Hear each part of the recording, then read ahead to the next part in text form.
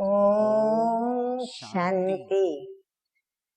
आज की तारीख है 8/11/15 और आज हम सुनेंगे अव्यक्त बाप दादा की अव्यक्त ज्ञान मुरली। तो प्राण प्यारे अव्यक्त बाप दादा की यह रिवाइज कोर्स की मुरली की तारीख है 7/2/80 और आज की ज्ञान मुरली का शीर्षक है विचित्र राज्य दरबार। अब विचित्र क्यों बाबा ने कहा? क्योंकि विचित्र बाप आकर के हम विचित्र आत्माओं को हमें भविष्य के डबल राजा बनाते हैं, डबल ताजधारी। डबल राजा कैसे? तो एक तो हम अपनी राज्य दरबार संभालेंगे, अपना राज्य संभालेंगे, और दूसरा हम अपने प्रकृति जीत होंगे। अर्थात प्रकृति अर्थात हमारे मन वचन कर्म से जो भी हमारी कर्मेंद्रियां हैं, तो स्वभाव संस्कार और कर्मेंद्रियों का जो राज्य दरबार है, उस दरबार को भी हम अभी संभालते हैं और अभी की प्रैक्टिस या अभ्यास हमको भविष्य में मदद रूप बनता है। तो आइए सुनते हैं मीठे मीठे बाप दादा क्या कहते हैं। तो बाप दादा कहते हैं कि बाप दादा सभी बच्चों के रूप बसंत दोनों के बैलेंस को देख रहे हैं। कहाँ तक हम अपनी जो भी ज्ञान की बातें या पढ़ाई हमें बाबा पढ़ा रहे हैं लक्ष्मी नारायण बनने के लिए, तो कहाँ तक हम धारणा करके और अपना रूप जो है वो लक्ष्मी नारायण के समान बनाते हैं। अर्थात कहाँ तक हम धारणाएं कर रहे हैं। बसंत बनना और रूप में स्थित होना दोनों में समानता है। बाबा कहते हैं सेवा भी करनी है, स्व की सेवा, विश्व की सेवा, और साथ साथ स्थिति भी बनानी है, स्वरूप में स्थित भी होना है। तो दोनों में समानता है। जैसे बसंत अर्थात वाणी में आने की बहुत प्रैक्टिस है। हम वाणी द्वारा सेवा ज्यादा करते हैं, इसीलिए वाणी में आने की बहुत प्रैक्टिस है।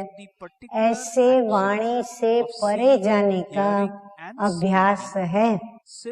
फिर हम अपने स्वरूप में स्थित होकर अर्थात अशरीरी स्थिति में स्थित होकर वाणी से परे जाने के अभ्यासी हैं। ऐसा बाप दादा हम बच्चों से पूछ रहे हैं।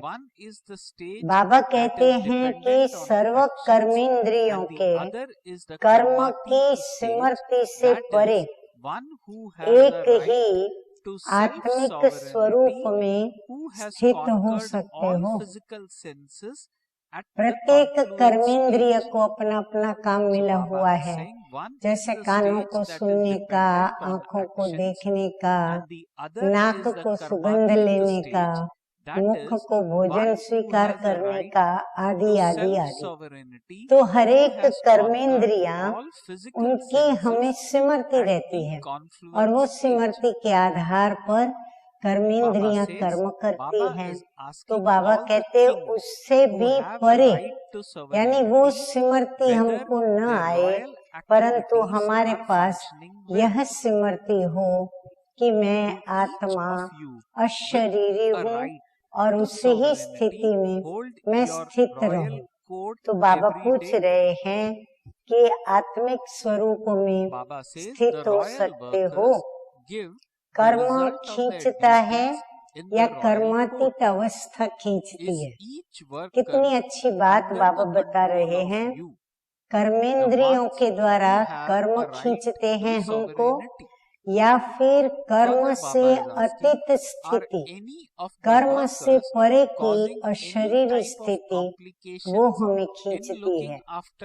देखना, सुनना, सुनाना, ये विशेष कर्म जैसे सहज अभ्यास में आ गए हैं, ऐसे ही कर्मातीत बनने की स्टेज, हाँ माना क्या बाबा बताते हैं, अर्थात कर्म को समेटने की शक्ति से अकर्मी, हम हर कर्म को समेटे और अकर्मी बने, अर्थात कर्मातीत बन सकते हो। एक है कर्म अधीन स्टेज, एक है कर्म के अधीन हमारी स्टेज, दूसरी है कर्म से अतीत की दूर की स्टेज, दूसरी है कर्मातीत, अर्थात संगम युगी कर्मेंद्रियों जीत स्वराज्य अधिकारी। कर्मातीत माना कर्मेंद्रियों जीत और स्व के ऊपर हमारा अपना राज्य, कर्मेंद्रियों के ऊपर हमारा राज्य, तो वो हो गए हम स्वराज्य अधिकारी। तो बाबा कहते हैं कि राज्य अधिकारी राजाओं से पूछते हैं, बाबा हम बच्चों से जो राज्य अधिकारी राजाएं बन रहे हैं उनसे पूछते हैं कि हरेक की राज्य कारोबार ठीक चल रही है। वर्तमान हम सभी का जो राज्य कारोबार है वो कौन सा है? कर्म कर्मेंद्रियों के द्वारा करवाना। तो जो भी हमारी कर्मेंद्रियां हैं और जो भी हमारे कर्म हैं और जो भी हमारी प्रकृति है यानी स्वभाव संस्कार है, तो बाबा कहते हैं राज्य कारोबार ठीक चल रहा है। हरेक राज्य अधिकारी रोज अपनी राज्य दरबार लगाते हैं। बाबा हम राजाओं से पूछ रहे हैं कि आप अपनी रोज राज्य दरबार लगाते हो। राज्य दरबार में राज्य कारोबारी अपने कार्य की रिजल्ट देते हैं।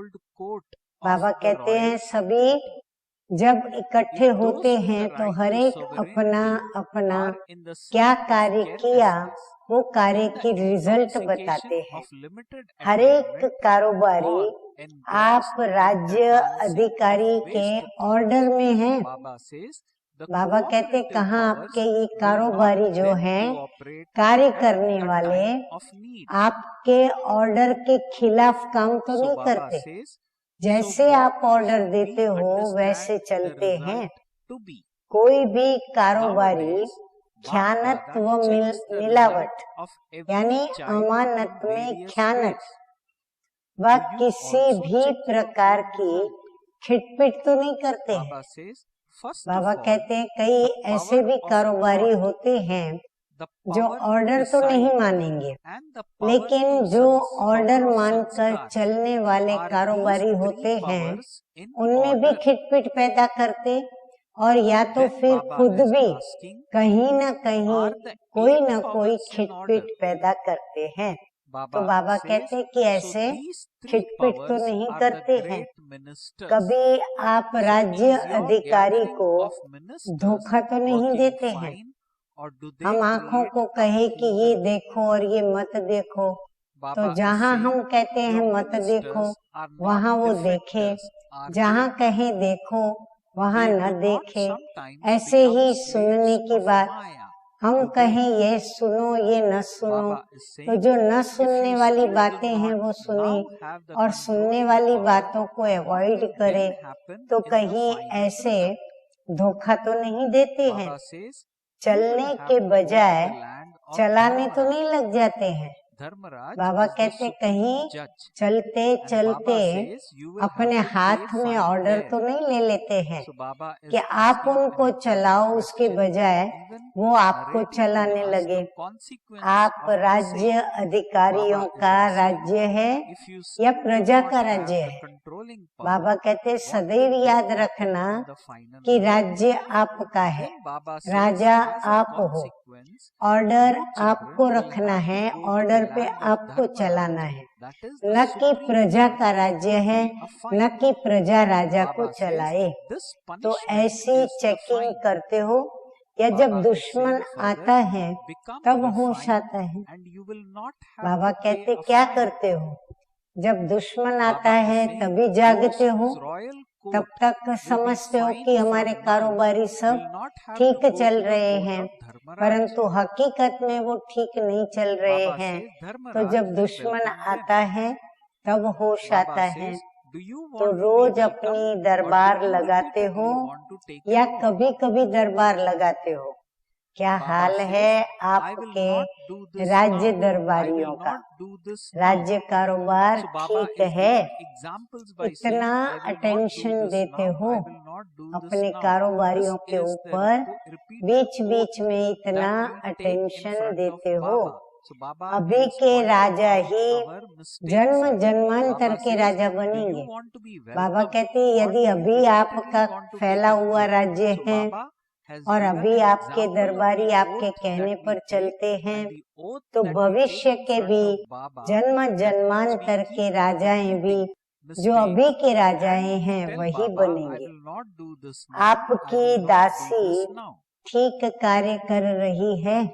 हाँ, किसके लिए बाबा ने दासी शब्द यूज किया? प्रकृति के लिए। प्रकृति के दो अर्थ हैं। प्रकृति माना 5 तत्वों की बनी हुई प्रकृति, परंतु यहाँ बाबा प्रकृति माना स्वभाव।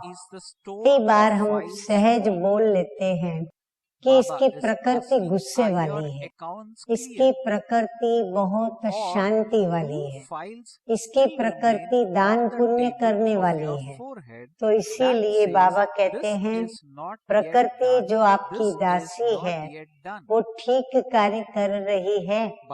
सबसे बड़े से बड़ी वो दासी है प्रकृति। तो प्रकृति रूपी दासी ठीक कार्य कर रही है। प्रकृति जीत के ऑर्डर प्रमाण वो अपना कार्य कर रही है। स्वभाव संस्कारों के ऊपर यदि हमारी जीत होगी तो ये 5 तत्वों की बनी हुई प्रकृति भी हमारे ऑर्डर में चलेगी। प्रकृति जीत प्रकृति के ऑर्डर में तो नहीं आते।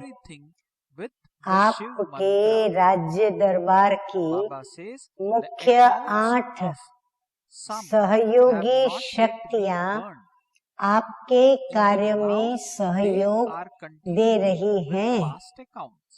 ध्यान से सुने, मैं फिर से पढ़ रही हूँ। आपके राज्य दरबार की मुख्य 8 सहयोगी शक्तियां आपके कार्य में सहयोग दे रही हैं।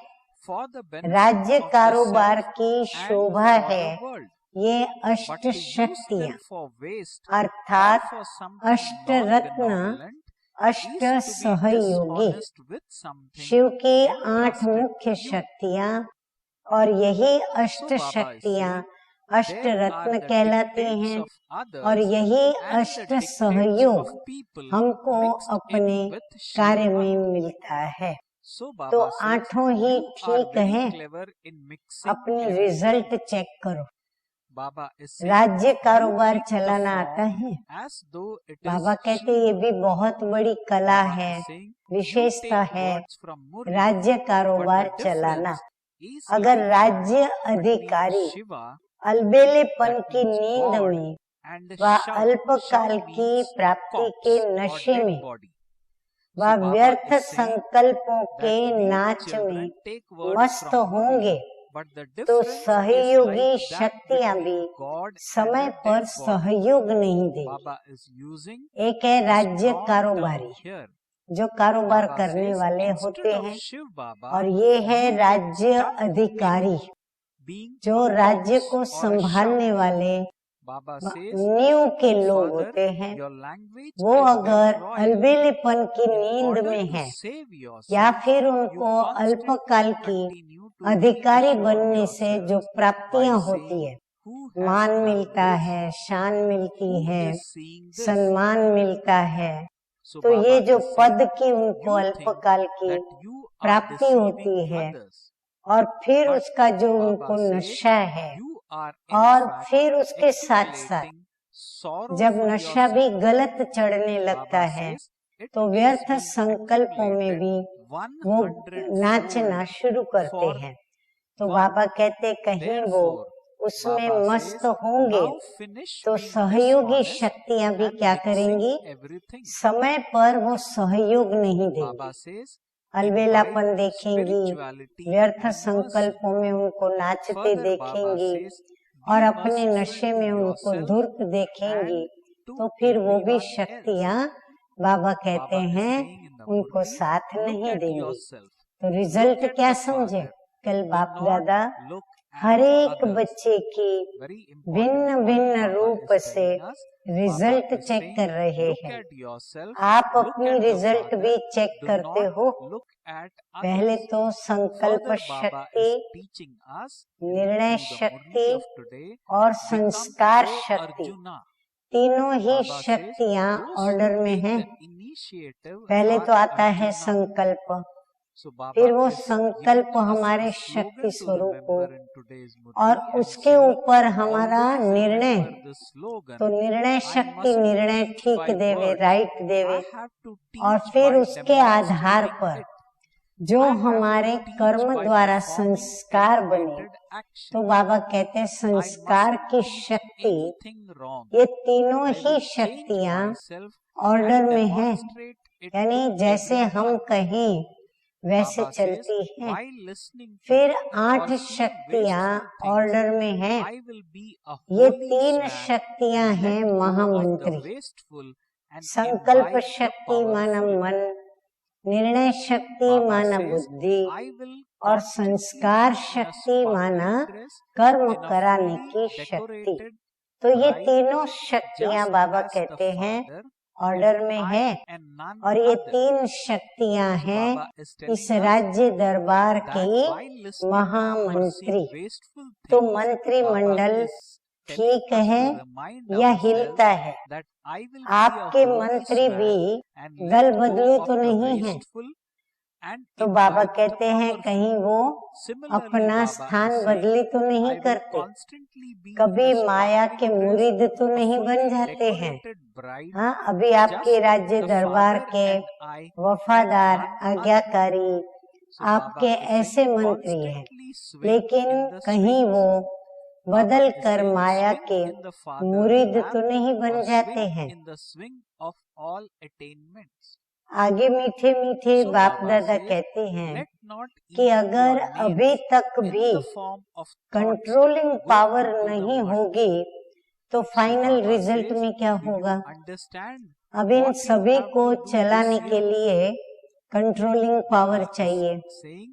फाइन भरने के लिए नहीं तो धर्मराजपुरी में जाना पड़ेगा।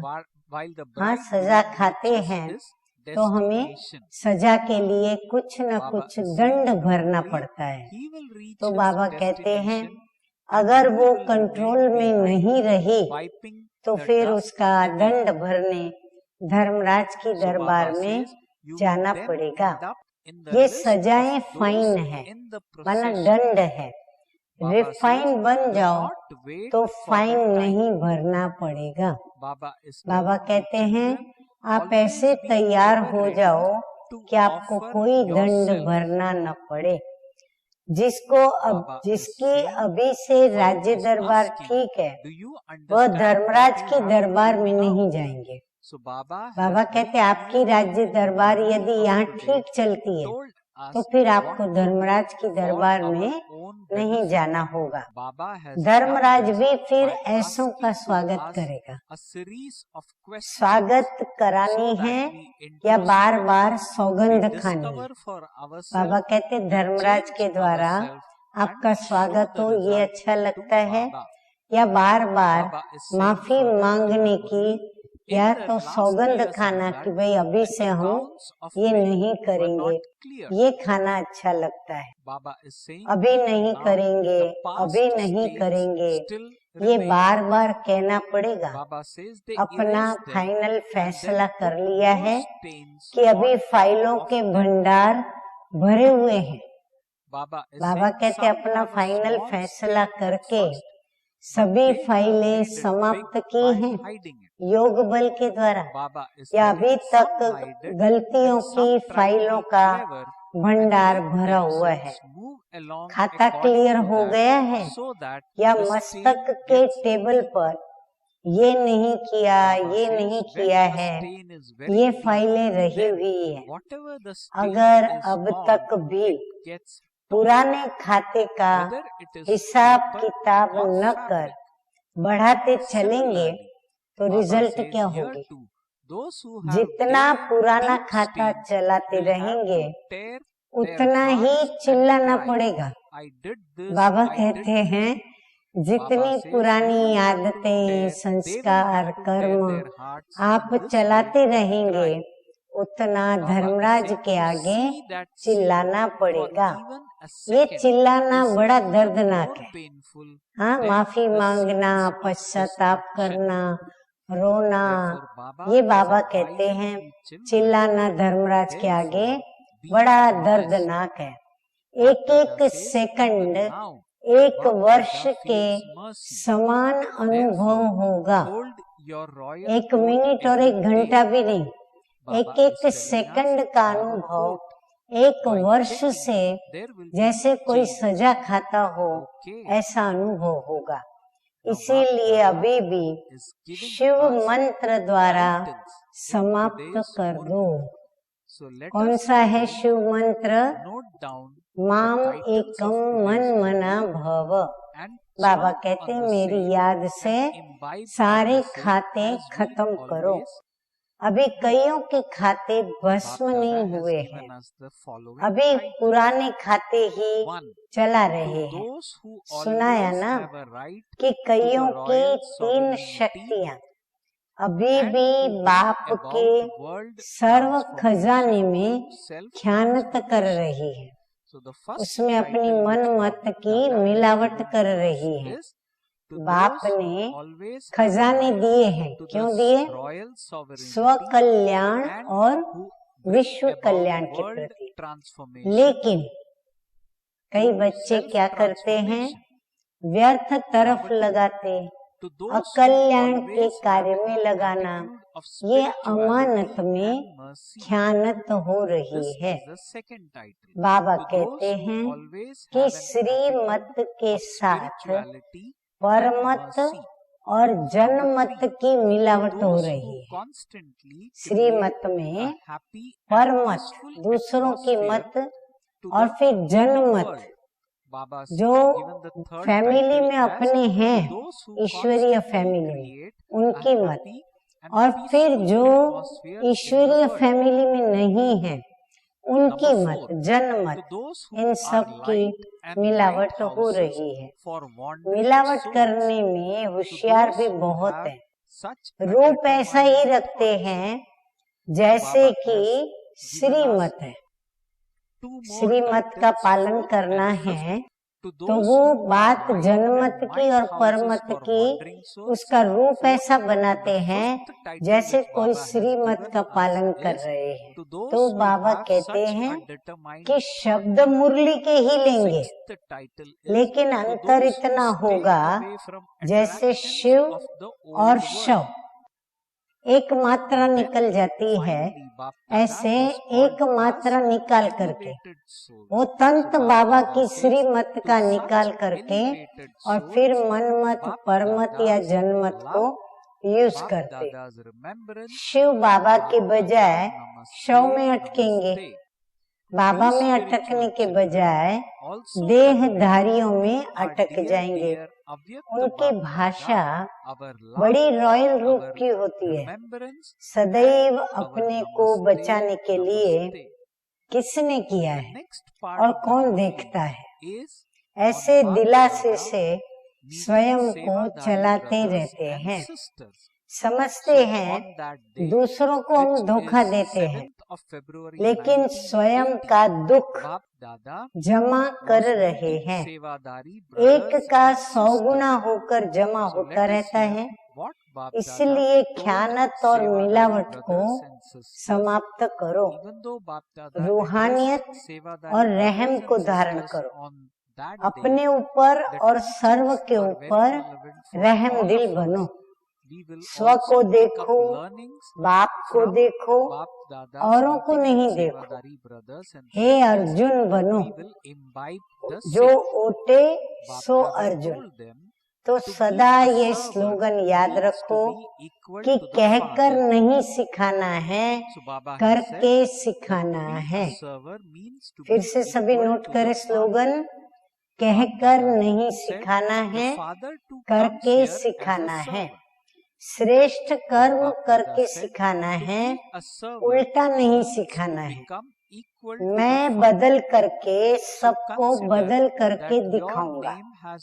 व्यर्थ बातें सुनते हुए, देखते हुए होली हंस बन, व्यर्थ को छोड़ समर्थ को धारण करो। सदा चमकीली ड्रेस में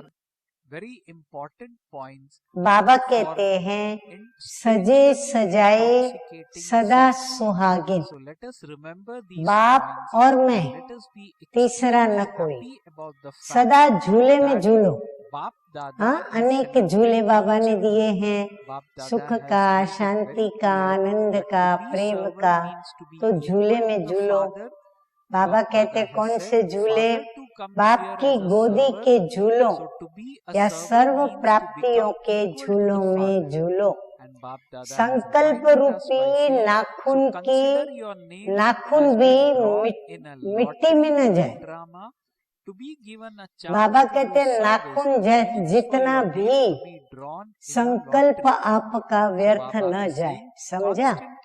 तो इस वर्ष क्या करना है? नहीं तो मिट्टी पहुंचते रहेंगे, साजन पहुंच जाएगा, वो मंजिल पर पहुंच जाएगा और आप पहुंचते हुए रह जाएंगे, मिट्टी को पहुंचते हुए रह जाएंगे, बारातियों की लिस्ट में आ जाएंगे। समय का इंतजार नहीं करना। सदा स्वयं को ऑफर करो कि मैं एवर रेडी हूँ।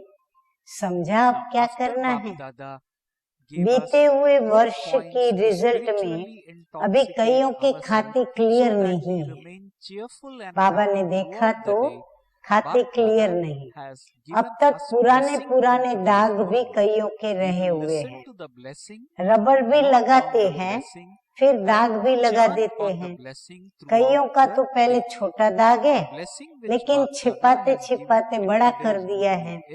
जैसे दाग होता है तो मिटाते मिटाते वो बड़ा हो जाता है। कई छिपाते हैं और कई चालाकी से अपने को चलाते हैं, इसीलिए गहरा दाग होता जाता है।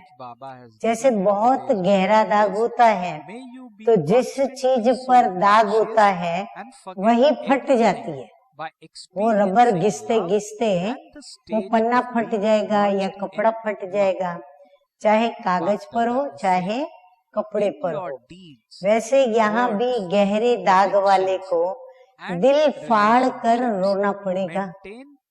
ये मैंने किया, ऐसे दिल फाड़ के रोना पड़ेगा। अगर एक सेकंड भी ये दृश्य देखो तो विनाश काल से भी दर्दनाक है। इसलिए सच्चे बनो। बाप दादा को अभी भी रहम आता है, इसीलिए रोज अपनी राज्य दरबार लगाओ, कचहरी करो। चेक करने से चेंज हो जाएंगे। अच्छा, ऐसे स्वपरिवर्तन द्वारा विश्व परिवर्तन करने वाले सदा राज्य अधिकारी, सदा रूहानियत और रहम की वृत्ति वाले, विश्व में सदा सुखी शांति का वायुमंडल बनाने वाले, भटकती हुई आत्माओं के लिए लाइट हाउस और माइट हाउस, ऐसे दृढ़ संकल्प करने वाले, पुरानी दुनिया की आकर्षण से दूर रहने वाले ऐसी श्रेष्ठ आत्माओं को बाप दादा का याद प्यार और नमस्ते। हम रूहानी बच्चों का रूहानी बाप दादा को याद प्यार, गुड मॉर्निंग और नमस्ते नमस्ते। कुछ सेवाधारी भाई बहनों से बाप दादा बोले कि सेवाधारी अर्थात बाप समान, बाप भी सेवाधारी बनकर के आते हैं। सेवाधारी बनना अर्थात बाप समान बनना। तो ये भी समझो कि ड्रामा में लॉटरी में नाम निकलता है। सेवा का चांस मिलना अर्थात लॉटरी में नाम निकालना। सदा सेवा का चांस लेते रहना। सभी की रिजल्ट बहुत अच्छी है, मुबारक हो। अच्छा, अभी हम क्या सुनेंगे? मीठे मीठे बाप दादा के द्वारा वरदान। तो वरदान है लव और लवलीन स्थिति के अनुभव के द्वारा सब कुछ भूलने वाले, सदा देही अभिमानी भव। बाबा कहते हैं कर्म में, वाणी में, संपर्क में व संबंध में लव और स्मृति व स्थिति में लवलीन रहो तो सब कुछ भूलकर देही अभिमानी बन जाएंगे, क्योंकि लव ही बाप के समीप संबंध में लाता है, सर्वस्व त्यागी बनाता है। इस लव की विशेषता से व लवलीन स्थिति में रहने से ही सर्व आत्माओं के भाग्य व लक को जगा सकते हो। ये लव ही लक के लॉक की चाबी है, ये मास्टर की है। इससे कैसी भी दुर्भाग्यशाली आत्मा उसको भाग्यशाली बना सकते हो। स्लोगन है आज का, स्वयं के परिवर्तन की घड़ी निश्चित करो। स्वयं के परिवर्तन की घड़ी निश्चित करो तो विश्व परिवर्तन स्वतः ही हो जाएगा। अच्छा, ओम शांति।